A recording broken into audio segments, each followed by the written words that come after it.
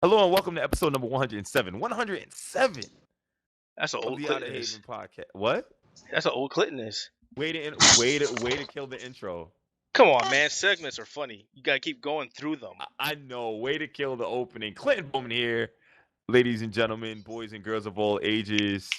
You know, and even if you're a boy that identifies as a girl, we like you too.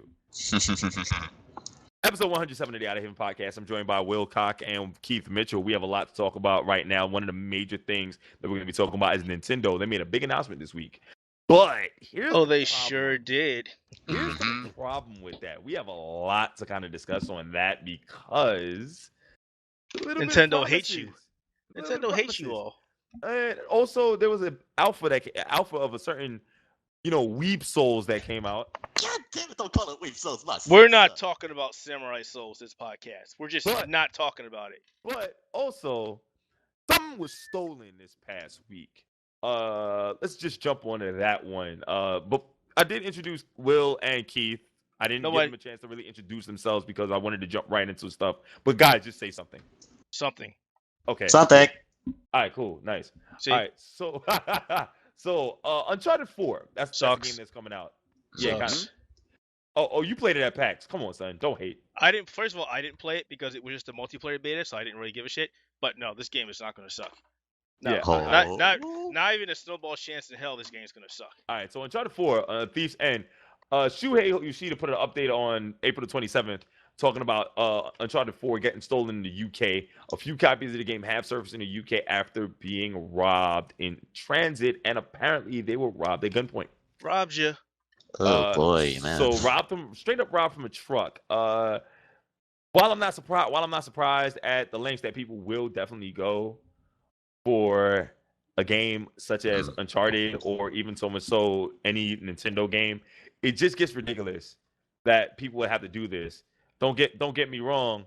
While it is nice to look on the PlayStation blog right now and see an advertisement for Pyre, because God, that was a great game. God, that was a good game at PAX. Yeah, it was. I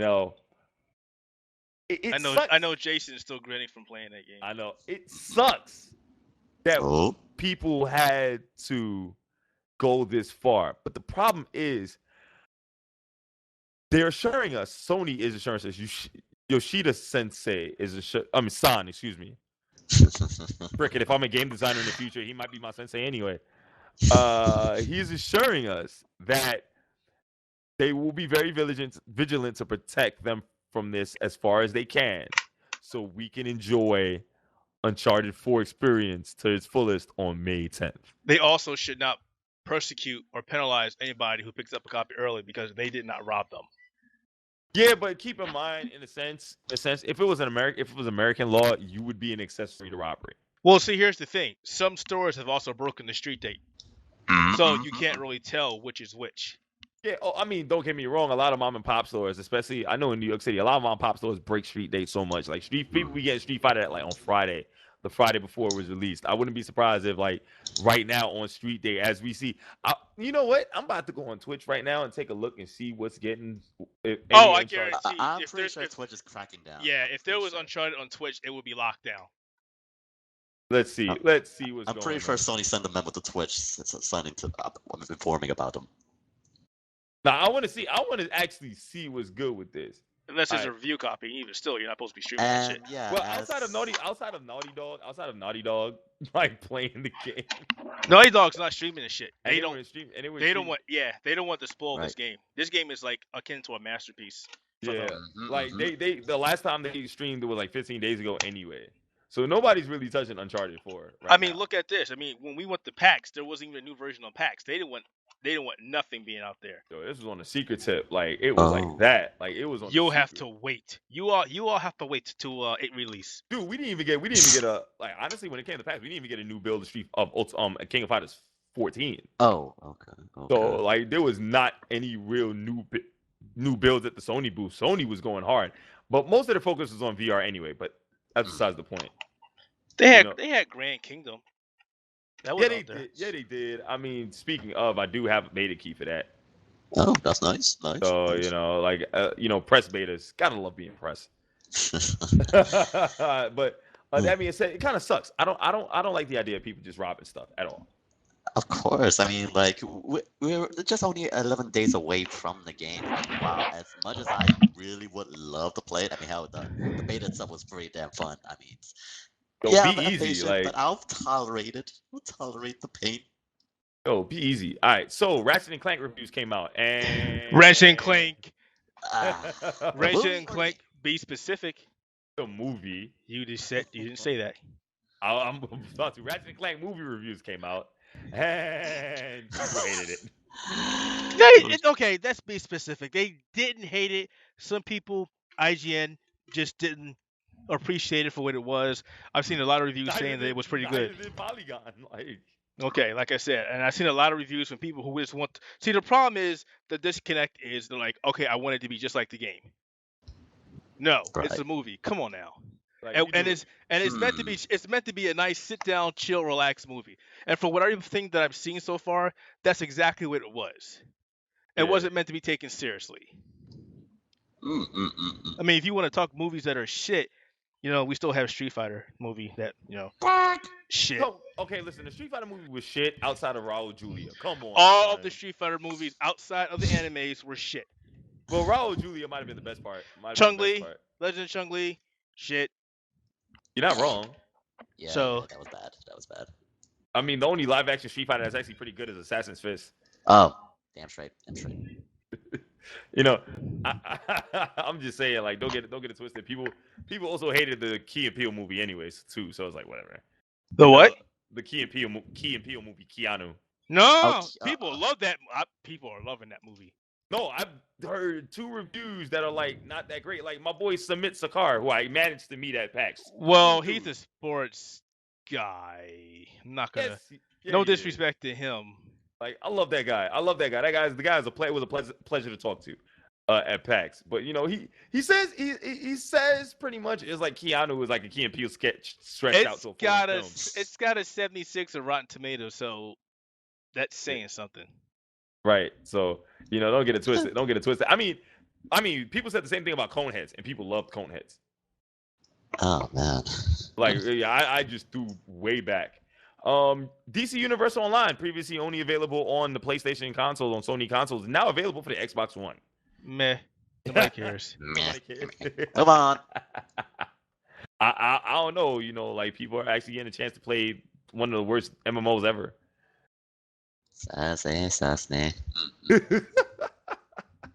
All right, so we got a little bit of impressions on Nioh. Alpha came out this week. Talk about it. What? Nioh. No, You want to go first, Keith, or I should go? Want me to go first? you go first. Listen, All the only right. reason, real quick, the only reason I went off topic is just to put that barrier right between those two things. So we don't travel the salt line, the salt mines just don't travel all the way across. Too late.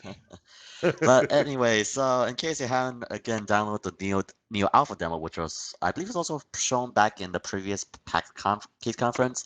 Basically, I mean a lot of people's gonna compare it to Dark Souls, which is pretty much where it got its main influence from. Weave Souls. To be honest, we were calling it Samurai Souls before you started calling it Weave Souls. Yeah, you're not wrong, but And from what from the alpha build it has, and of course there's also a nice neat little function if you want to go for movie mode or action mode, if you want to go for full resolution or 60 frames per second, which is a nice touch on Koei Tecmo side. And goddamn, I love that 60 frames. And from how it plays out so far in the alpha beta, I don't know. It's rough. It's definitely rough. It's not as refined as Dark Souls. Not as refined as from as you expect from a Dark Souls game, but as its first, I mean, I don't know how to describe it. It's like it has the same flair, but it has something else that's completely different that Koei Tecmo knows how to do, as what they've done with the Dynasty Wars and Ninja Gaiden games. okay. And regarding to everything else, oh my god, like when I first began playing the demo, it's brutal. And Keith, I believe we discussed it a while back. It was not fun for you or with other members in Outerhaven, correct? I'm gonna be honest with you. I was just listening to I think it was Delilah, Keith, yourself. I think Mark as well. Y'all was just spewing salt. Well, it wasn't Mm. salt. Okay, when Will's done, I'll jump in and I'll explain. Okay, and so I mean, just wrapping, just make it quick. So basically, like, with the main things that's different from the Dark Souls is we're going to the three different stances: the high, middle, and low stance. Basically, we're going to the different kata styles of swordplay in samurai Bushido and Bushido swordplay. And basically, high is mostly for offense, middle is to balance out both defense and offense, Right? while low is just Pure quick dodging. defense. Yeah. Pure defense. And I mean, I don't know. I kind of like that touch. I mean, Keith, you say it's kind of like really monotonous. It's really adds nothing to it. But I mean, for a game that's kind of like really trying to get a lot of influence of the Japanese source material, I say it's interesting. It's a good, nice touch, if you ask me. Yeah, true. And of course, like with the different styles of like with the different stance, and also has a different move sets. For example, in the mid stance, you can easily parry, which god damn, I kind of love the parry system, but damn, you have to nail the timing so well on that. And the high stance with the key pose, the low stance just to get quick hits but get out of the way. It's a very nice system, the different stances, and of course switching different weapons on the fly. You gotta equip us the basic katana, a spear, or a main hammer, whichever you want to pick. And they also have their own obviously perks and trade-offs like bigger strength, longer reach, the unit things. And of course they also have a bow. Actually, have a bow system which is similar to Dark Souls, which again you can pull off headshots, which is one hit kills, generally speaking. It's again very reminiscent of Dark Souls, but I mean, it's still an alpha. It's very rough, though, and how I played it during the time, it's I mean, especially when mobs come at you. Oh my god, yeah, you do not want mobs coming after your character because you will get your ass handed to you quickly. This is true. It will Yeah. punish you to the point. And and of course, and the one major thing is like I don't know. When I first encountered my first major yokai, god damn it, I was scared as hell. I was like, what the hell, man? Did you accidentally pull out your yokai watch? I'm kidding. Oh, I'm god kidding. damn it! Don't do that joke now. But yeah, when I first saw that yokai in that hut, I was like, what the hell is this? I was like, oh god damn, I really gotta teach Carol. Like go back and forth back. He actually pulled a one of those. I was like, It's like god damn. It's like when I first saw that yokai, I was like, holy shit, time to go and like take and like in Dark Souls fashion, definitely take your time with that mid boss yokai before you. And I mean, for the demo, I mean the length of the demo is pretty damn big for what they Yeah, showed. it's pretty Yeah. big. It's a couple hours. Yes, and right now I'm just playing through the second major, the demo level, and wow, it is a lot. So you just went past that hut and got through the gate. Yes, got to the gate, and and the first major, and just brief spoilers, in case you haven't noticed about it yet, in the first major boss, when you face that giant oni in the ship. Yeah, fuck that guy. Really? Yeah, I hate that guy. Oh, well, for me, I mean, yeah, when I first faced them, I did not equip myself with like the slow talismans because that thing will make your life a lot more easier. I mean, Nope, not doing it. What, you're not gonna take the smart way? Nope, I was trying to do it straight up, just trying to figure out the patterns and do everything straight up. okay. Yeah. I was trying to tackle it like Dark Souls. That's why I was like, God damn it, this is ridiculous because the game has a weird way of tracking things. Okay. The dodge mechanics are different. Keep in mind, this is an alpha. Like I said in Slack, it's going to suck. You know what it actually reminds me of? And now that I think about it after playing it for so long, it reminds me of a cross of Dark Souls and Ninja Gaiden. Okay. I feel like that's what they wanted to go with, though. With the difficulty and the way that the attacks are, because if you look at it, you know, you got the key system, the way system for Dark Souls, the key system. I'm trying to remember what it is, where if you switch up an attack at a certain time, you get key back so you can keep going. So the timing's got to be on point. Yeah. Yes. It's just so many similarities for both of them. With that key system as well, it also applies for your enemy as well. When you lock onto the enemy, they also have their own key. So and with that system, like if the enemy's key is in the red, they tired out. You can easily go for their vicious kills. Basically, you stab them and like do massive damage. which is I think is a nice system if you ask me. There's no backstabs though. They gotta put in that. That's It's like one there's thing. no backstabs. What are you doing? Backstab. What are those? Yes, but instead of like backstabbing, it's just like they kind of follow with the whole Bushido. Never show your back against the enemy, or else you're gonna get major damage. Which Yeah, they emphasize that. yeah. There's one thing. If you just get hit once in the back, it doesn't make a difference how much gear you have. You're pretty much gonna die. Unless you work on your stamina, then sure you'll be okay for a little bit. But yeah, usually when you hit in the back, they're instant kills. No if, Yeah. ands, or buts. You're dead. All Yep. right, so wrap it up. Thoughts on wrapping I mean, up. Keith, you thoughts haven't said on it. your thoughts. Like your side. You've got most of the points. I actually like it a lot. I kind of figured that I would when they talked about it for so long, and they were really serious about doing this. It comes in a great time, especially since Miyazaki has stated that he's not going to keep working on Dark Souls after the 2 DLCs are coming out, which I don't believe him. But Of course you don't. this would be a nice game to fill in the missing Dark Souls series. But at the same time, not to harp on Dark Souls, people are still playing the original Dark Souls just for the PvP and the online community. So Dark Souls still has plenty of legs, but this is a welcome addition. Um, I do like the alpha. I like the fact that even though it is the alpha and there is a lot of rough edges, like the controls aren't as precise as they need to be, it actually has some legs under it. I'm actually really enjoying it. And I would hope that anybody who's playing this game who has any kind of feedback for this, give it to Koei Tecmo so they can be like, hey, make this game, Koei one of the. Tecmo, bro. Well, I'm sorry, what I call? Koei Temco. Alright. It's Tecmo. Because Like, I'm trying to dude. beat this boss in Dark Souls as I'm doing this podcast. I'm actually trying to focus on that. Man. Yeah. I'm not gonna lie to you. I'm not gonna lie to you, son. I'm a big fan of Tecmo games ever since like Tecmo Bowl. So like it's just like. But yeah, you gotta we have to give them feedback because honestly, they really haven't done a game like this. They haven't done Ninja Gaiden in God knows how long. This is new territory for them, and I forget who else is working with them on this game. But if we give them as much feedback as we can, especially you Dark Souls and Ninja Gaiden fans, this will probably be one of the better games of this generation for action RPGs. It's a Team Ninja game, bro. It's not just them working on it. I think another company is working with them. Okay. Yeah, Team Ninja Koei Tecmo, because like a lot of like people from Dynasty Wars / Ninja Gaiden teams is all working on it as well. So, yep. Like definitely send in your feedback. I'm still mad.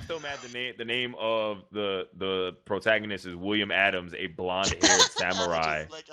The first thing I saw when I started playing, the first thing that came to mind was like, what am I watching? Am I watching what is that movie with Tom Cruise? What was that movie? Yeah, I was like, is this what this is? Because that's exactly the vibe I got from it. It's like, what are It those? pretty much is that, because if I believe, because the game is reference to like one of the literature works, basically a Western foreigner was marooned to Japan, which became the Shogun's advisor of Western state affairs. I forgot the subject title, but it was based on that literacy. Don't spoil it. Don't spoil it. But it's based on that. It's not. Which is funny because apparently Nioh is supposed to allow. It's supposed to allow for players to select a more stable frame rate and a higher display resolution, which is that's what I mentioned in the beginning. Yeah, they had movie mode and action mode. Yeah. So that being said, so thumbs up, thumbs down so far for the alpha. Thumbs up. It's thumbs up for me, and obviously and I'm gonna take a Dark Souls meme. Get good. All right. Oh boy. All right. So Punisher series announced by Netflix. That's the thing, and I'm looking forward to it because I'm a big fan of Punisher. And I'm sorry, and it's pronounced Nihoi. Nihoi. No, it's actually Nioh. I'm listening to the pronunciation right now. It's So wait. Oh yeah, Wikipedia does lie. Never mind. Yeah. So I was right. But then again, isn't this a Japanese thing? So technically, I mean, Nioh. Josh will be. I don't know. Or Nitro, whatever one. Punisher. That's the thing. Yeah, it is. Yes. Netflix announced that the Punisher will become. Marvel announced that the Punisher will be coming to Netflix, bolstering Netflix's Marvel library. And it's actually really good. Yeah. Because this wasn't actually something that was planned. This came after the reception of Punisher and Daredevil, which actually came out really good. You mean Jessica Jones and Daredevil, right? No, Daredevil season 2, man. Punisher is in Daredevil. Oh, Punisher in Daredevil. Okay, that's right. Yeah, Punisher is in there and Elektra is in there, and it's been really good. So, I yes, wasn't really sure about who they picked. John Brenthal to be the Punisher. I didn't think he had it, but he did a damn good job. The only problem that I have is their projects were for Daredevil, Jessica Jones, and Luke and Luke Cage and Iron Cage. Fist for the Defenders. I'm not sure where the Punisher is going to fit in this. Punisher But- Punisher might just be its own separate thing, and I wouldn't be surprised if we get like things like going down the line. I mean, remember Netflix still gives you a lot of room to do whatever you want, so don't be surprised if we end up seeing like a Deadpool eventually, just to throw things out there. We Deadpool won't see. series. We won't see a Deadpool. we won't. We will not see a Deadpool. Okay. Just because Marvel doesn't own the license to Deadpool. No, they own the license. No, Fox owns. They own the movie rights. Right, which also extends to TV and film. I thought it was just the movie rights. Nope. Microsoft E3 refresh. Rumors going around. Microsoft wants to refresh the controller, and we might see it at E3. We kind of talked about this before the podcast, and Keith's not pleased. Me, I'm kind of looking forward to something else. Well, I'm kind of going back into history and taking a look at the original Xbox controller, how they refreshed that. The Duke. Yeah, how they refreshed the Duke and made it smaller. The original controller was called the Duke because it was so damn big.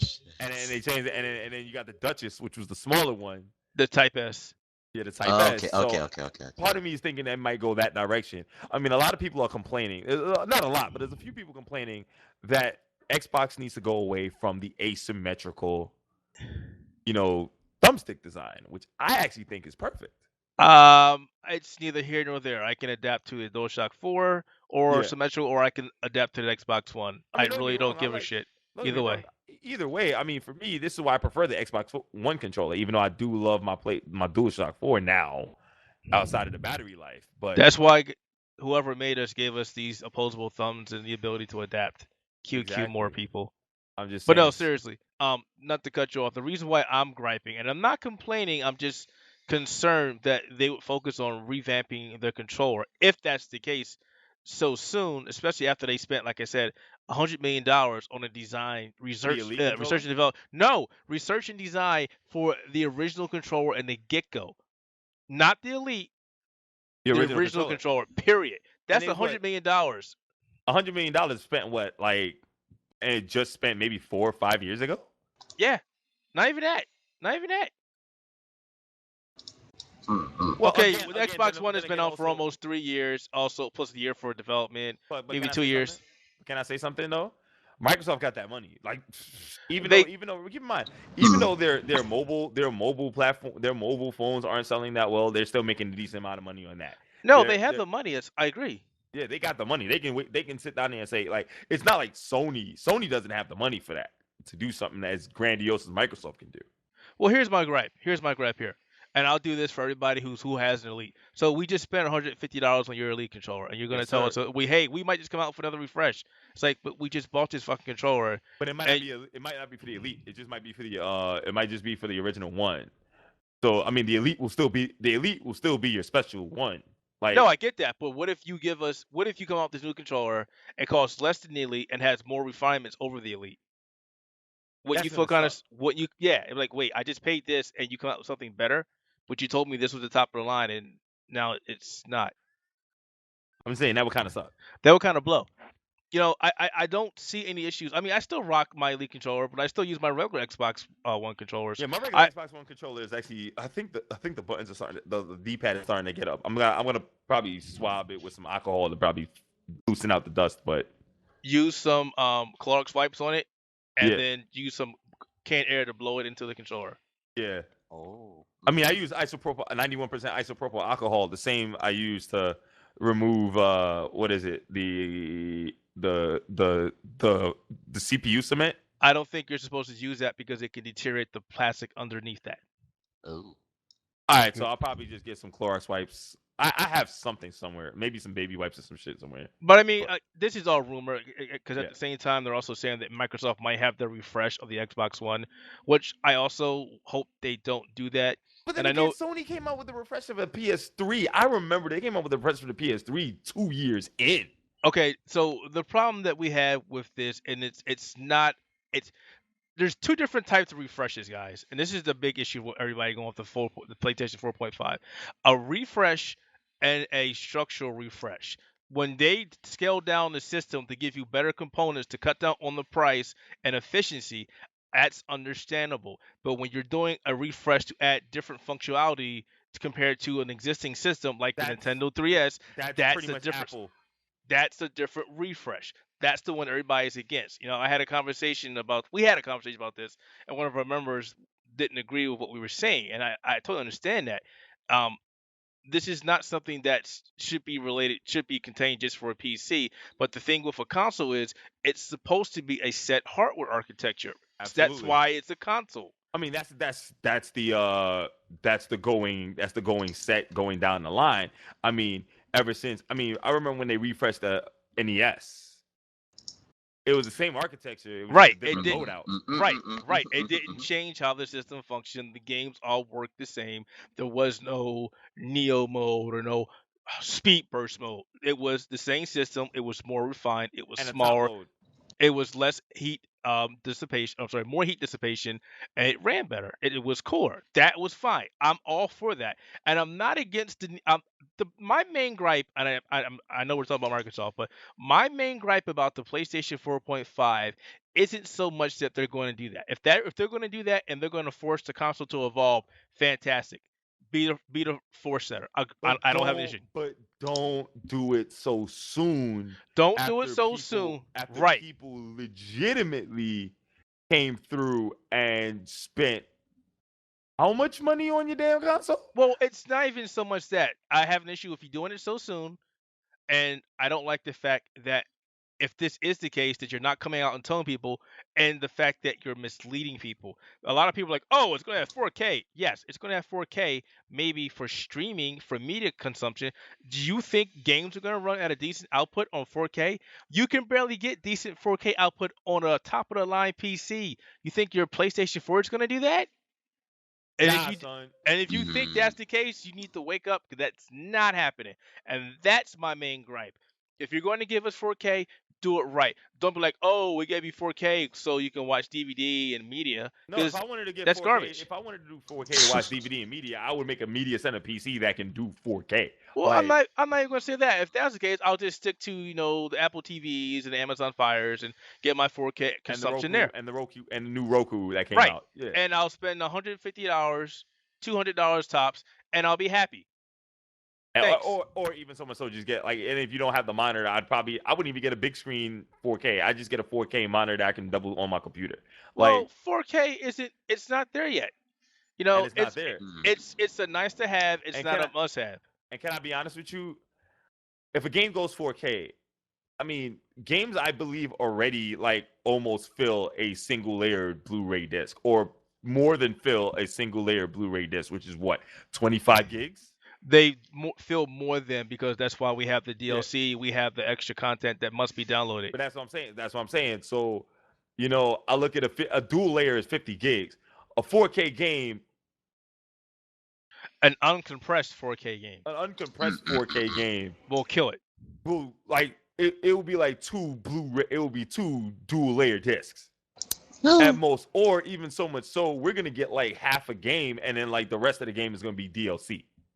But anyway, let's get back to the Microsoft, because we've jumped on Sony. I think that it's going to definitely be one of those refreshes that is just a physical refresh, in a sense where you're just shrinking the system, because the Xbox One is already big as hell. It is, but it was done that way for heat, so that's good. Yeah, have you heard an Xbox One when it gets hot? That bitch is loud. Dude, this time my PS4 when it gets hot, it's loud. Hell, give me a new PlayStation 4 that doesn't get as hot as much, and I'll be happy. But Yes. and at the second time, the second thing I had with that is if you're gonna do this and you're sort of forcing a refresh, then you should be offering us some kind of trading program. Don't leave us hanging. Oh, you got a PlayStation 4, you want the new one? Give us $500 more. Oh, you already got one? Sorry, tough shit. No, don't do that. I Mm. spent my money on your shit. I'm a consumer. I believed in your products. Don't dick me like that. Don't do that, Sony. You know they're gonna do that. That's what they do. That's don't do that. Yeah, that's what they do. I mean, that's what Sony does. And I hope that's not what Microsoft does, because if Microsoft does that, that's a problem. Well, Mm. Microsoft was already doing it. They did that. People argue. You argued with the Kinects. I thought it was a good idea as far as future implementations, But then, no, but I like the idea of the Connect. Like, I know but I it like the failed. idea of the But it Connect. failed. It failed just because Microsoft listened to the people and they were like, maybe this isn't a good idea. Yeah, for No, but games it wasn't. the Connect was honestly one of the better ideas for like integration with their TV stuff. Or, and even so much so, they could have probably refined their games with the Connect. Now there's no point to even have the Connect. I Yeah, don't see a point to have the Connect. I sold my Connect. I'm yeah, like, that's what I'm saying. I mean, it had potential. Like I like the fact when I go sit down from my Xbox when I had my Connect connected because my Xbox and my stuff is in my office now for it sees streaming and it capturing. sees me, it Yeah, sees me and logs in. yeah. Say, Like, hey Keith, hey, here's your stuff. Hey Keith, you want to finish off where you were last time? Hey Keith, there's a new thing out. Do you want to check this out? Hey Keith, I know your favorites. Let's just load up one. Shit like that. That would have been fantastic. I'll be honest with you. Like, I'll use your family as an example. Imagine all four of y'all had an account. It's like, Monique walks right in front of it. Hey, Monique, what's up? Boom, sign in automatically. Even when Keith is playing his game, just But sign the in problem automatically. with that is people were narrow-minded and didn't think about that. They just complain, "Oh, it, Gamers it in sucks in general, games." Well, yeah, gamers in general are Mm. narrow-minded, and you know this. it That's the sucked in games. Well, yeah, it sucked in Eh. games. It should never have been made for use in games as far as controls. No, that was I'm a bad idea. I'm just saying, like, gamers are narrow-minded in general. It doesn't matter from what direction they are narrow. We as gamers are narrow-minded. It's just the way it is because of what we're used to. So when someone like Microsoft, who is still new to the console game party, comes in and tries to change the status quo, and even when Nintendo tried to change the status quo, we kind of gave a pushback No, and we kind did. of No, we didn't. No, we did not. Not for Nintendo. We took that Wii up the ass and everybody loved it. No, we took Nintendo like a champ. like we took Nintendo like a champ. We I see took what you that. did there. Everybody was like, "Oh, it waggles." Like, Okay. no, and then when we find, and honestly, the Wii U suffered from the same problem the PSP suffered from, because like once people found out they were able to do emulation on it and homebrew, oh man, it was party time. Waggle waggle. I don't care about that. I got my Dreamcast for that. Yeah. So, one more thing before we go to our big story. So Sega refreshed their classics collection on Really? Steam. That's the big story. Oh boy. Hold on. It's part of it. So Sega refreshed their classics collection. They turned into a hub. When it looks really cool. It looks like a bedroom back in the '90s with the Sega Genesis and the TV and all that fun stuff, right? So it's Genesis pretty dope. does. What Nintendo don't. Oh jeez. So Sega now Sega. via Steam Workshop is authorizing Genesis ROM hacks of their many Genesis games that are available. You know what I gotta say about that? What? Fuck you, Sega. Now ask me why. Why? Oh But you shut god. down the Streets of Rage, remakes, right? But you allow this? Really? What? Are you Man. serious, Sega? There's either somebody else is in charge making the changes now, or I think somebody else is in Sega charge now. is smoking that wacky weed. I think Because I somebody's in would have, charge I now. would have rather the Streets of Rage remake over this garbage. So, for example, you get a Sonic the Hedgehog, you could play as Amy Rose, or play Sonic 1 as Knuckles, or Sonic 1 as Sally Acorn. There's the Streets of Rage stuff, like Streets of Rage 2, except it makes that weird Tim Allen noise when people die. It's just like shit like that. I mean, I can see why you mad. Oh yeah, that would have sold like gangbusters. Streets of Rage. Come on, guys. Streets of Rage. We've been asking for this game since forever. Right up there with another game which I won't mention anymore. Like I said before. You know, somebody had a translated Streets of Rage 3 bare knuckle from Japan because the game is apparently different. Somebody improved Phantasy Star 2. Wait, whoa. You cannot improve Phantasy Star 2. It was perfect. It was perfect. It was perfect. It was great. There was no improving that game. Well, except for Nail dying. That part sucked. They also fixed, for example, Sheer no longer steals on Dezo. Hugh can now equip the Christian and the Lacon chest. They fixed up the typos and grammatical fixes and all that stuff. That's another example. Somebody revamped. They did a Revenge of Shinobi revision. So there's a lot of stuff that is on here right now. That's on here right now, like Sonic 3 and Knuckles hard boss mode. They put in the Sonic and Knuckles add-ons for the other games. So they added a ton of stuff. Added a ton of stuff to it, and it looks pretty good, as well as Wolfenstein 3D, because why not? Now bring Phantasy Star Online 2 over here. And then Virtua Fighter versus Tekken. Wait, nobody gives a shit. Virtua Fighter versus Tekken. Nah. It's not even a contest. Really? And then like Sonic 1 played as Metal Sonic, so that's another one.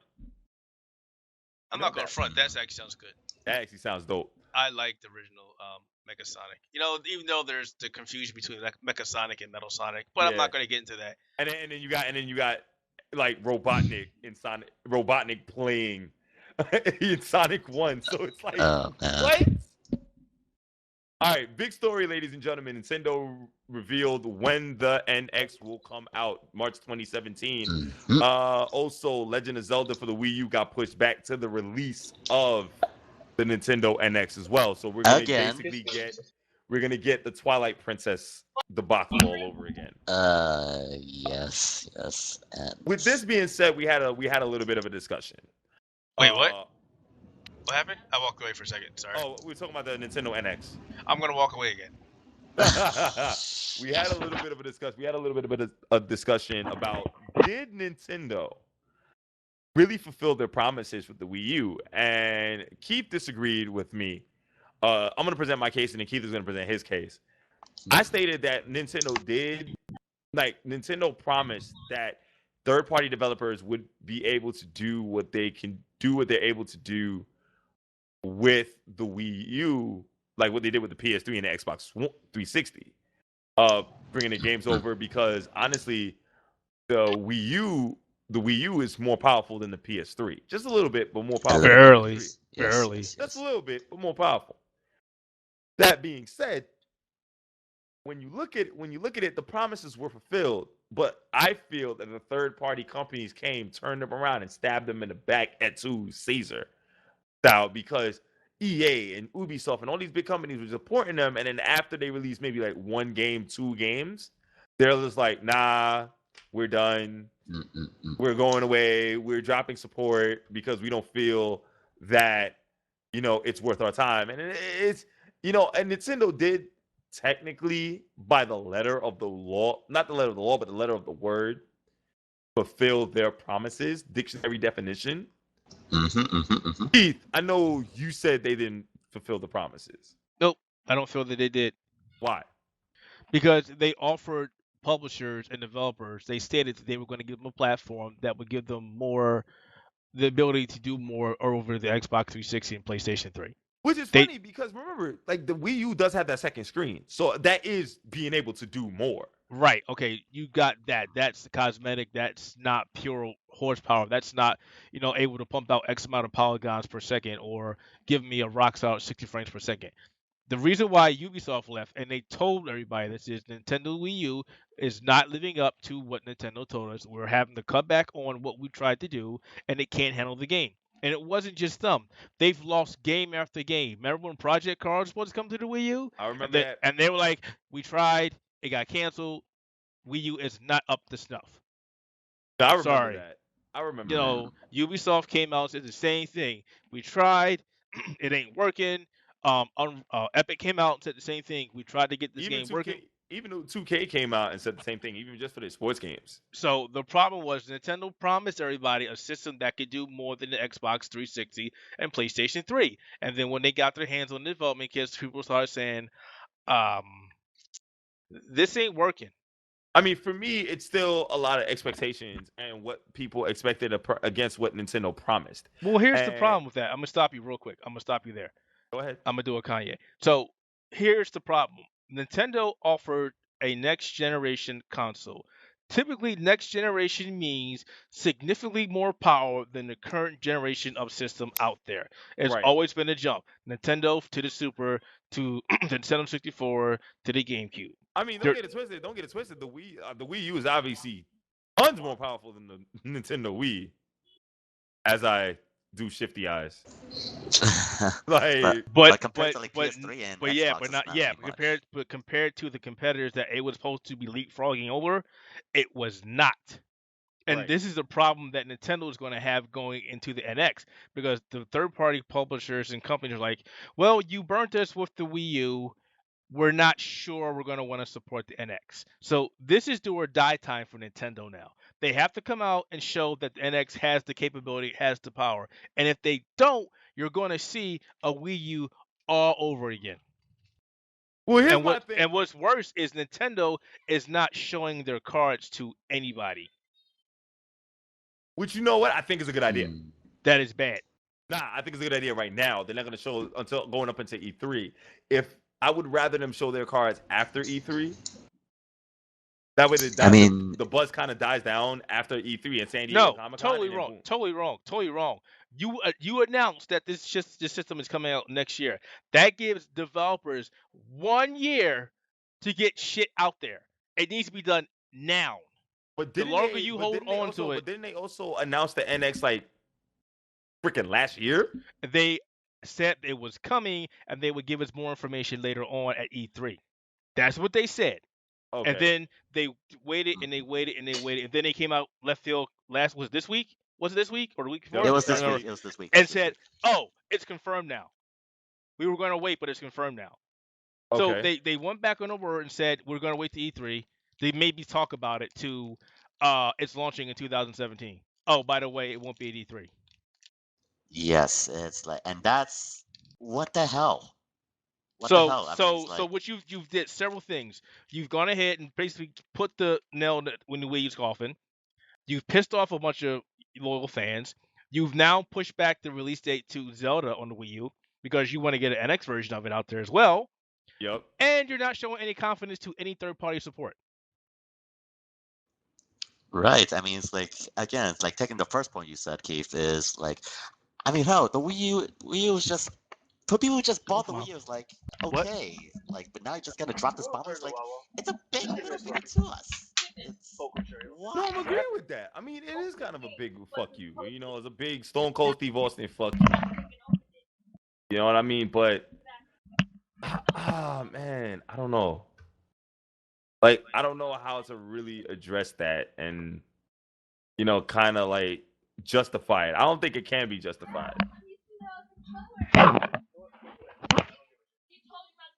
Well, personally for me, it's like, it's really cannot justify. I mean, you announce a system that's going to be released next year, and you're not going to release any details, like, in next coming months, especially like a big stage show as E3. Yep. I mean, my hope for me is that they probably going to announce something pretty damn soon, like via Nintendo Direct, because they got to do something like that, because I think that's what they plan to do. Yeah, you're kind of running a big gamble. And keep in mind, they only have a month. They only have about a month anyway. What do you mean? Well, between now and E3. Yes. No. A little over a month. Yeah, a little over, almost 2 months. Almost. No, not even almost 2 months. Remember, the month of April's over. Well, we still have 2 days. Yeah, so just a little over a month. E3's not till like the second week of June. Yeah, Yeah, it's still second like week of June. it's Yes, still like second 40 week. days. which is almost 2 months, more than almost a month and a half. That's why I said a little over a month. But that's besides the point. So I mean, if they throw out a Nintendo Direct going into E3 saying, "Hey guys, here's some details about the Nintendo NX that we are going to be talking about." It's not enough. Okay, why? Yeah, Okay, then because they're say gonna why have it's to not do enough. They are mean- playing damage control now. They have to show something to regain everybody's trust. They have to show something. You burnt us with the Wii and the Wii U. I don't think they burnt us with the Wii. I think they more burnt us with the Wii U than anything else. Nope. It's I don't know. Like for me, I believe like the kind because again, let's even for me speaking, it's the Wii U's releases. Obviously, they have stumbled here and there every step of the way with the Wii U, with how they handled it, how they. It's pretty much was a generally affair, and that's again speaking as an owner myself. Like it did Yeah. have its moments, but it definitely stumbled upon. It just couldn't get off the ground, basically. When they dropped the Wii U, the Wii was like, "Oh, yep, yeah, goodbye Wii. See you later, bitch." And it's right now, it's worse. It's like, "Oh, bye Wii U. Oh, by the way, this new system not coming out till a year, but we've already finished with you Wii U." Nintendo has already said we're done with Wii U. So, and that's the sad part. and we're a year away from that launch of the NX with no guaranteed info on system specs, the download system, online system, voice chat, Yeah, will it get Nothing. revamped? hardware. We Will know it get nothing. Will it get revamped? Will the online be on par with Xbox and Okay, well PlayStation? here's the That's problem. question. Here's the problem with all that, Clinton. So before you can launch, and this is just typical research and development QA Well, shit. obviously, yes. If you're announcing a hardware system for next year, that means you've already finalized the plans or very close to finalizing what the system's going to be, so Right. you can get those development kits into the hands of the developers so they can start working on it. You can't give them a development kit and then like, oh, we're changing this shit around all of a sudden, and like you only got 6 more months to work on this game. Well, ain't nobody contending that. Well, that's what I'm saying. If you announced it, you have something already. You have something in concrete. You have the requirements. You have samples done already. It pretty You much gives you have no something. excuse. You have to show us something. You don't have to show us the design.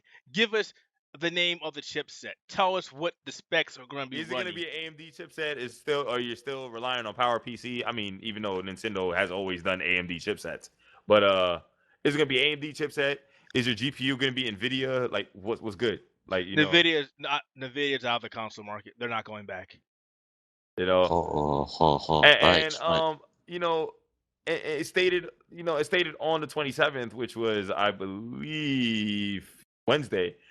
Wii U production could continue until 2018. So, like, they said the NX won't simply replace the console. They said that. I have my hesitations regarding to that because, like, again, if you're announcing a new system, obviously they're gonna have to go and cancel the production of the Wii U pretty damn soon. Nah. Remember, the Xbox 360 was like what almost 2 years, and the same thing with the PS3. Here's the almost difference 2 years. between those 2 years. They still had third-party support. Right. Nintendo has nothing. Nobody is supporting them. They are slowly losing everybody. The only thing people have to look forward towards Nintendo are first-party games. It's so bad that when they do have third-party games, they're not being announced or they're limited quantities being put in storage. Remember Devil's Third? Look at that colossal mess. Why do I want to remember that shit? Well, it's a third-party game, and it was like, oh, this is a stealth launch. Here you go. I'm gonna say one more time. Why do I want to remember that shit? Because they promised it was going to be a good game, and it turned out to be complete total ass. I'm gonna But say one more that's time. besides the point. Why am I gonna remember that game? Like, Because you're missing, even though you're being a sarcastic ass, the problem with that is it's still third-party support, which the system is sorely lacking. I know you're right. I'm agreeing with you on that one. Like, you're right. So if you got people who are like, well, we're not even going to bother making shit for you. That's a problem, fams. That's a problem.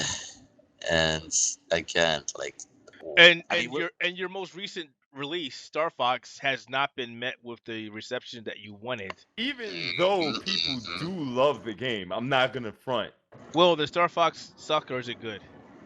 Per, it's a steep learning curve at the beginning, but if you learn the controllers, you're gonna get good. I should Eh, ask you a Gonna get question. good. I should ask the better question. Is it the Star Fox that we can tolerate, or is it the Star Fox we deserve? Unfortunately, the answer is Dramatic pause. unfortunately, it's gonna be the first answer. It's definitely something you can have to tolerate. Unfortunately, it's definitely not like because if you remember like the canonical story of Star Fox, like we had like the grandson of Peppy Hare, the fox, the son of Crystal and Fox. It's not this. It's not this. I was hoping to like maybe have a bit more extra level to it, but it's not like the next level of Star Fox. I mean, it's. I mean, from what the common complaints that's been given about Star Fox Zero is like one. I mean, they pretty much just shoehorn the motion control for the sake of motion control, and it's like, and people just more or less raise a big fuss about like can't even get the controls because it's, yeah, like it's really not necessary. So, Bum, bum, and ba-dum, and bum, and you bum. and Clinton, you said like there are people who loved the controls. They actually got good out of it. And personally, for me, I mean, once you get the controls down in the park, you're gonna have fun. And regarding to like the content of Star Fox Zero, it feels like once you learn the controllers, there's just not enough to actually know like the full potential of the controllers. Like once you finished up the games, like that's it. I mean, I want more. I want more. And from Star Fox Zero, I mean, while it is a great reimagining of the first of Star Fox Zero, I mean Star Fox 64, it's it's just not like the next level we thought to expect to be. I mean, we would expect the Star Fox Zero to be like a really big grand masterpiece, like or at least something like something of a revolution, something of that sort. I mean, that's what Miyamoto kind of like led us on to believe. There must But be something wrong with me today, because every time somebody says a keyword of a song, it pops in my head. I You know. just said revolution, and I'm like, oh god. There we go again. and I mean, just to wrap it all up, it's like I mean, I love Star Fox Zero. I mean, how it is, but I can also understand the complaints against it because one, it's not like a whole really great Star Fox Zero that like when we first encountered Star Fox 64. When I mean, if you remember Star Fox 64, that thing was amazing. It revolutionized a lot of things. Well, then again, you might actually be even speaking out of nostalgia because I'm not saying the game doesn't hold up. Okay, okay, okay. The game does kind of hold up. But I mean, if you were to look at it, I'm asking you as fellow journalist to journalist in an objective sense. Star Fox Zero, objectively, how But was that game?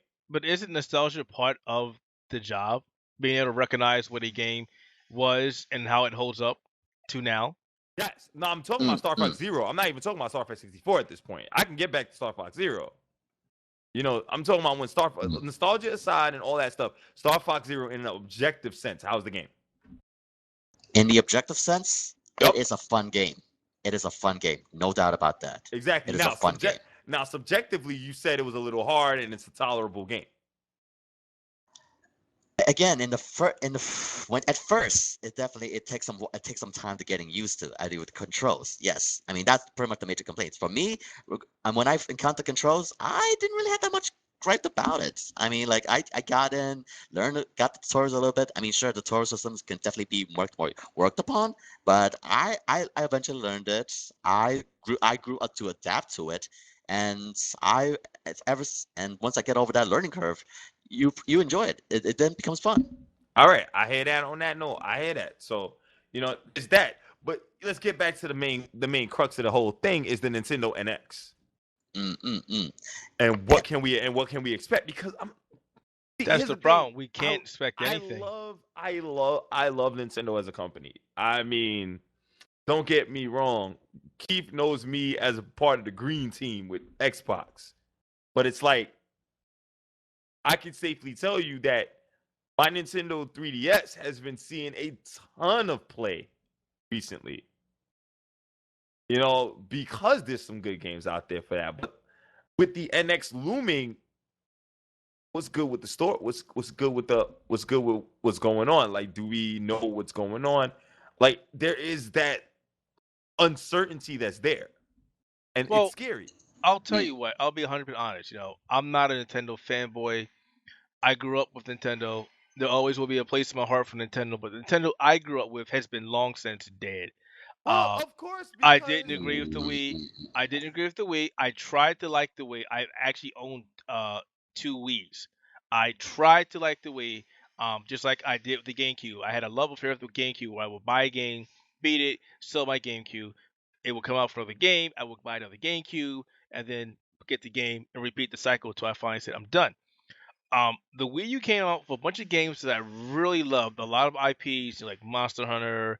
Um, they came out with Xenoblade Chronicles and a couple other games that I really wanted to play. New Super Mario, excuse me, lose my voice. Super Mario, 3D World. That was the 3D final World. one. You know, because Yeah. I enjoyed Galaxy on the Wii. right. But outside of major stable points from Nintendo, to me the Wii U was a bust. It simply was. I mean, I haven't sold it. I still have it. Ain't nobody disagreeing with you. But the problem that I'm having is you know, fool me once, shame on you. Fool me twice, shame on me. And they've done that for me. Being objective, I I want to see what they do next as a company, and as far as the hard refresh. But the problem that I have is this is twice now that they have not listened to their fans, their consumers, the people that made Nintendo. They have not listened to us. You know, we've asked, okay, give us on par to what Sony and Microsoft is doing. Help with the online system. And yeah, the store got better. Finally, you know, we got selective voice chat. Finally. But if you would have asked me, do I want the Xbox or the PlayStation or the Wii? No, the Wii's not getting considered. And that's what Nintendo needs to fix. Sure, they have their hardcore Nintendo fans, but if they keep going the wrong way, do you think they're going to have them forever? Nah, not at all. That's the path that they're walking on. That's the path they need to realize we need to fix this shit.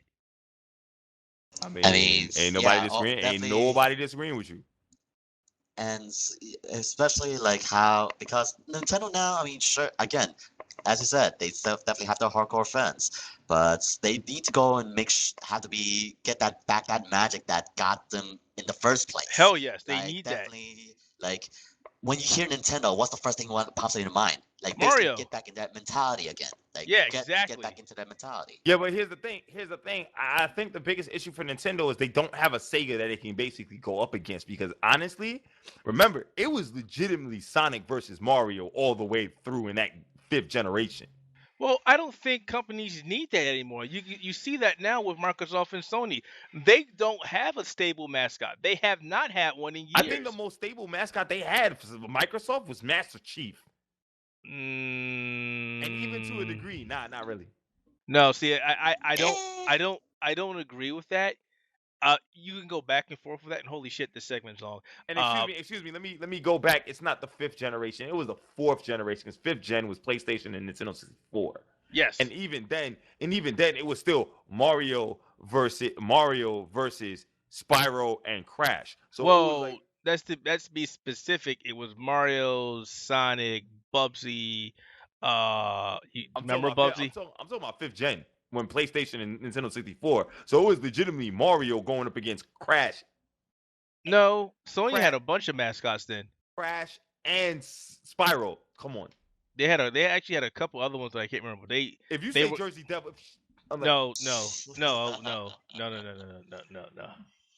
know, and then Sonic and then Sega still had Sonic.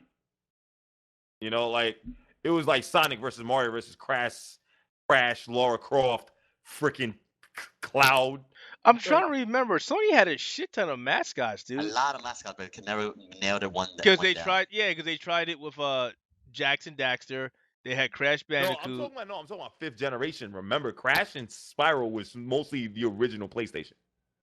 That's what I was talking about. Good. Yes, those games I was talking about the original PlayStation versus Nintendo 64. That was still Sonic versus Spyro and Crash versus Mario. That was it. And Sony smacked them hard with someone that's not even a mascot, Cloud, and a bunch of cars in Gran Turismo. Like that wasn't a mascot. Yeah, but it was the best-selling game on the PlayStation. Wait, you're confusing me. You're talking about the 5th generation of gaming, which is the PlayStation, the Saturn, and the 64. Okay, Jak and Daxter came out on the PlayStation. No, it did not. Yes, it did. The original Jack and Daxter. Yes. The precursor. No. Is it the precursor? No, that was on PS2. Was it? Fam? PS2. Was it? I'm going crazy. I That was could have PS2. swore they were That out was there. PS2. Yeah, it was That's PS2. PS2. I'm going fam. crazy then. I could have swore they were out on the PlayStation. Nah, that's No. PS2. The Jack and Daxter only first came out in 2006. Yeah, you're right. Why am I Yeah. thinking they were out then? But the problem is Not even that. My bad. 2001. the problem Okay, is there isn't a mascot wars anymore. The only reason Nintendo still has Mario as their face because that's all Nintendo was known for. Every other major IP that they have either Was a third party. no, I won't say that was either something that did not include a mascot that was not marketable as a mascot or faded away in obscurity. Well, to be fair- F-Zero, well, to Pilot be fair- Pilot Wings, Yoshi, I mean, Chrono Yoshi- Trigger wasn't well, theirs. well, to be Secret fair- Mana wasn't theirs. Well, to be fair, they still have Link, and they still have Link. They still have Pikachu as a mascot. I mean, Samus. Samus is still See, kind of relevant. again, that's why I said they faded off into obscurity. They forgot about them. The IPs are there, but they don't care about the characters. Look at what they fucking did to Zelda. Look what they did to Metroid. Oh, we got another M. Oh, we sure fucked Samus. You sure did. Look at F-Zero. Even though Samus is still kind of like popping in at Smash Brothers. That's a thing. Yeah, thing. that's nice, but it wasn't her own title. You did Samus really dirty. Really dirty. And Cat Falcon too. Well, they didn't really give a shit about Zero. We've been saying that from the get-go. They were like, oh, we can't give you an F-Zero because of the Wii U. Wait, what? Why? Yeah. The controls don't work. What? So unless they have an F-Zero game cooking up on the NX, yeah. Yeah, and that's the thing, and that's the thing we got to remember. Like going forward into the whole, which is gonna essentially be the 9th generation of gaming at this point. I'm telling you, people can say what they want to say, but this is it for Nintendo in the home space. If they don't come out, if the NX does not do good, they're done. Oh, they're getting bodied. They're done. They are done. They will go the way of Sega. Nah, I'm not. I won't say to that extreme. I'm telling you, they will not. Keith, They will not be doing home consoles. No, Keith, you're being extremely fatalist on that one. I'm No, not gonna go that far. I'm not all gonna right. go that far. I'm Because willing to put money on that. Nintendo will still have their handheld market, no matter what they will have. do. Yes, they will have a handheld market that has been slowly in decline thanks to Android and iOS devices. That has been dead in Japan for God knows how long. They won't have that for much longer. We've already said this. Is it really dead in Japan though? Is it really? Yeah. It's still pretty hot. No, It's still pretty freaking hot. Go look at the sales. It is not. So I mean, when all things said and done, I mean, from what I mean, the way I see things right now, again, as you said, Keith, it is a big gamble right now. They're doing right now, and it's like the things they're doing right now, it is not looking favorable. So right now, it's a big gamble. Yep. They have to get the fans back behind them, and the way they're doing things right now, they are not doing it. Yes. And all right, so I got the numbers. Well, at least I'm getting the numbers. At least. Oh man, if I can actually freaking decipher this. But I mean, according to a game in the GameSpot forums, at least in Japan, the home console market is recovering. But no, go to VG charts. Those are the most current. Huh. Right. All right. March 16th, March of 2016 compared to year over year, an 11% drop in 3DS sales. You don't think that's a bad thing? And with more support being pushed behind mobile games, with Square Enix throwing support behind mobile games, with Capcom throwing support behind mobile games, with every major corporation that used to put their money into handheld games are now putting them into mobile games. When Konami, of all people, are putting all their efforts into a mobile game, Contra for mobile phones. Oh God! Don't. Don't do it. The shift. I've been saying this for years, even before the Outerhaven came into fruition. That the shift has been there. It's not here in the U.S. No, You know, here's the problem. Here's the problem though. Like I've also been saying that too. Like don't get it twisted. Like I've been saying that too. So my message is Nintendo cannot keep relying on the 3DS. They cannot. I mean, at least in America, yes, they can. Not Japan, but at least in America. And just to go on connecting as well, because because even Nintendo is going on a mobile market. Because look at Miitomo, 10 million users. And I'm telling you, that's a test. That is a test to see what the reception is going to be, and it's been great, especially for what it is. It's not a game. It's almost kind of boring as hell. It's a social app. That's all it is. And funny enough, also just worth mentioning, because they also said in the investor meeting as well, they're gonna be probably doing something with the Animal Crossing and Fire Emblem on mobiles as well. Oh God, why? Yeah, this is just a test. This is to see, what they can get away with, and what they can't. Right. And so far, everybody is eating it up. I stopped playing it a while ago. I was like, oh, okay, this is boring. And it kills my battery on my phone really freaking fast. Oh, even though there is a setting to prevent that, I actually did that. There is a power saves mode. No, my son keeps taking my phone. I can't do anything about that. He keeps taking the phone and bouncing. You can stop touching my shit. That doesn't work. You know my son. That don't work. That does not work. So again, just to wrap it all up, again, Nintendo, as I said, Keith, they have to one, earn the fans, two, really have to really sell this, or else it's gonna be a big blow, if not probably like the nail with coffee, as you said. Yeah, this is they have to do this right. Nintendo is at a very critical juncture right now, and they cannot afford to mess this up. They can't. I don't think they can. They've gotten away with it with the Wii and the Wii U. This is make or break time as far as the home console market is concerned. Right. So and I mean, maybe there's just blind faith on my side, but I mean, at least one day definitely have the Zelda. So there is that very, very small silver lining.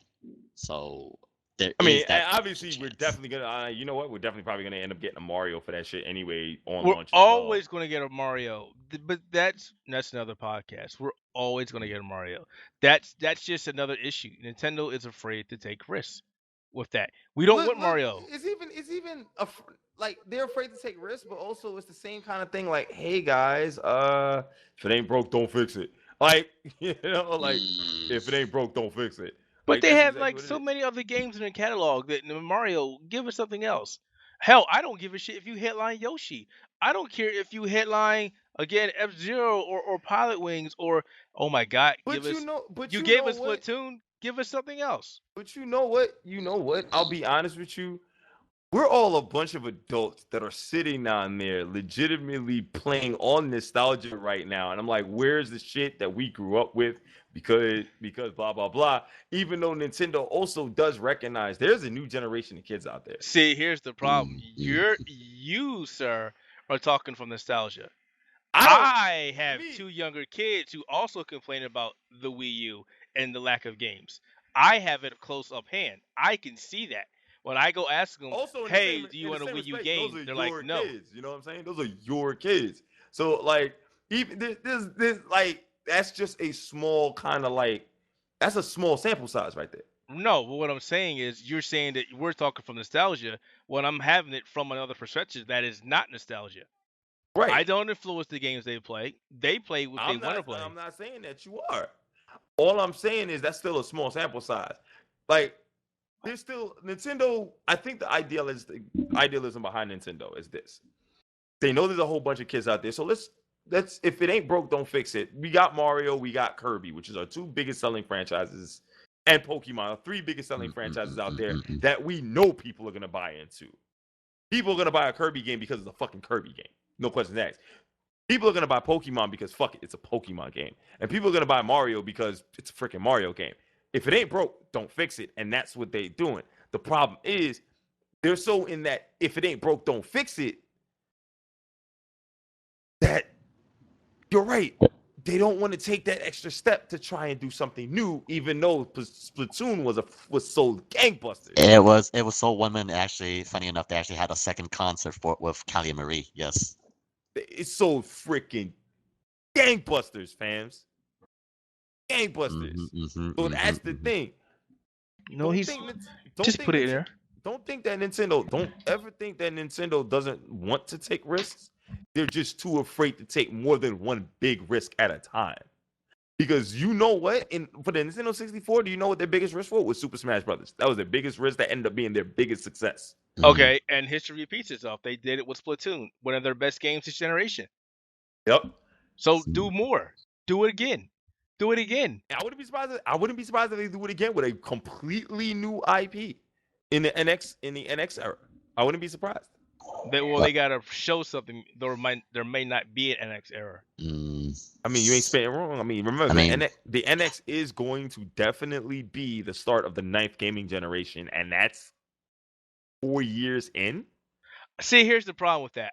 If it's spec wise does not, it's coming in at the same time. I don't count that as the next generation. Well, also keep in mind the Wii U started the 8th generation of video game. It should not have done that. It shouldn't have, but it did in 2012. Remember the 7th generation of gaming started in 2006 with the Xbox 360. Yep. So, see, I feel, and this just means that there needs to be a divide. There needs to be a cutoff date for when things start and end. Like when the Wii U started, or when the Wii started. That should not have been its own. When the Wii U started, it should not have been the start. Especially when it came out during the lifetime of 2 viable consoles that surpassed it. Well, keep in mind, when did the Wii come out? The Wii came out what? The year before the Xbox 360? It was like being in like 2002. That was in high school. You're like 2002, I believe, somewhere around that time. No. You're going way too early, fams. The Wii came out 2006. It came out. Okay. It came out in two days after the PlayStation 3. So Xbox 360 came out a year before the Wii. Right. So the Xbox 360 started the 7th generation of gaming consoles, which actually proved to be successful for Microsoft. The only console that was successful for Microsoft.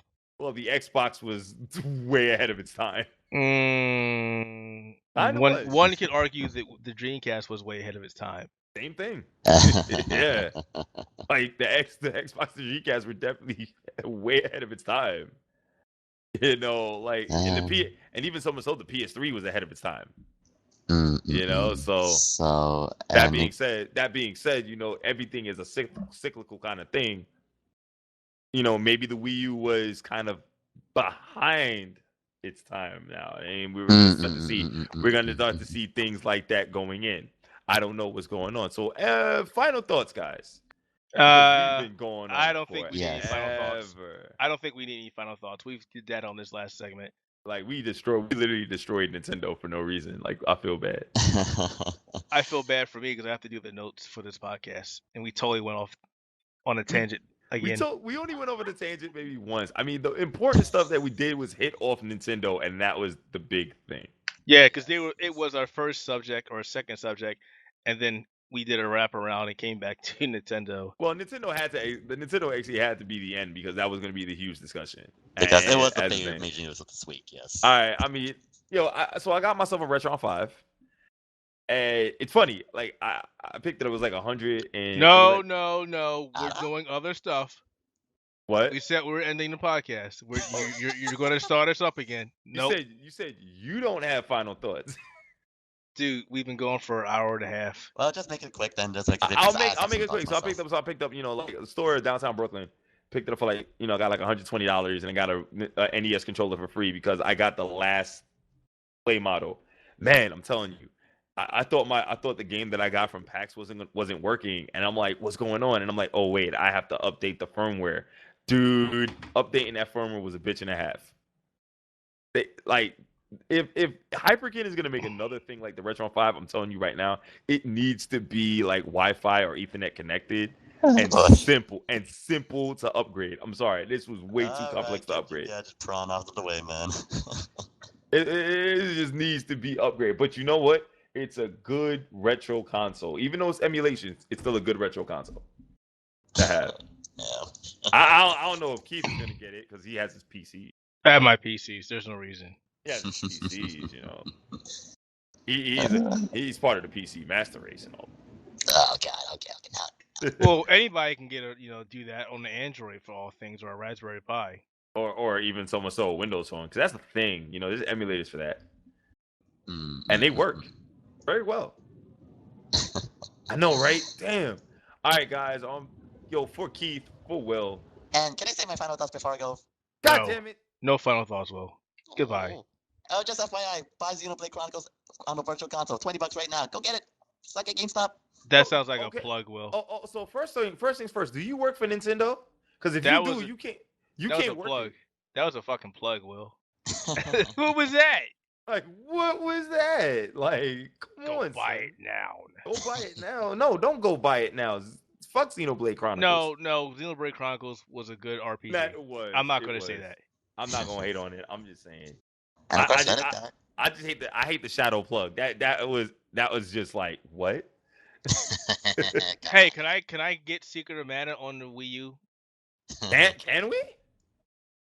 I'm asking. Because if we can, I would get it. Will? Yes. I hope so. Secret of Mana and Chrono Trigger, then I would be like, oh, I'm going to No, play I that. think Chrono Trigger is on the Virtual Console. It's been a while. I don't remember. I think so. Yeah. I mean, I need to find out. Actually, hold on. I'm looking it up right now. And I mean, you can get it on your Android. Yeah. You can get it on your pass. and PlayStation Network. Yep.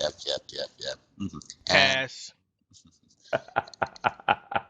All right, ladies and gentlemen. For Will, for Keith, I'm Clint Navigator Bowman. Episode 108 is going to be coming soon. Also, we're going to have a post-PAX podcast. Yes, we're about a week late. Keith, Jason, and myself will be going through everything we saw at PAX, including this bomb-ass fighting game, this eroge fighting game. We're going to be talking about that as well. And also, Let It Die as well from Suda 51, yes? No, we didn't get a chance to touch it because that booth was packed. Damn. Packed. Dude, Could not get near. Between the Nintendo booth and that booth, oh boy. I saw it, I was like, oh, and I saw the line. I was like, yeah, between reporting on this event and trying to get into a line, Keith, not let's happening. really talk about that Nintendo booth, because that Nintendo booth was on some next shit. And we'll do that in your podcast, gents. That booth was always packed as well. It was like, I want to get in there because I wanted the T-shirt, and they were like, you got to play 2 games. So I was like, okay, cool. I actually wanted to rock with Kirby Robobot because that was the game I'm looking for. I can't get in there to play the game. Again, I'll probably drop in to discuss with you guys as well because I've seen the news regarding to that as well. So I'll probably drop in that podcast. All right, ladies and gentlemen, we're out of here. Peace the F out. Bye.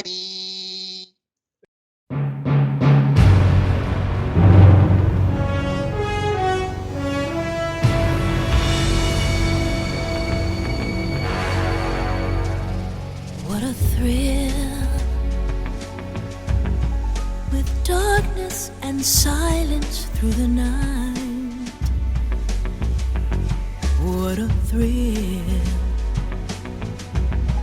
I'm searching and I'll melt into you.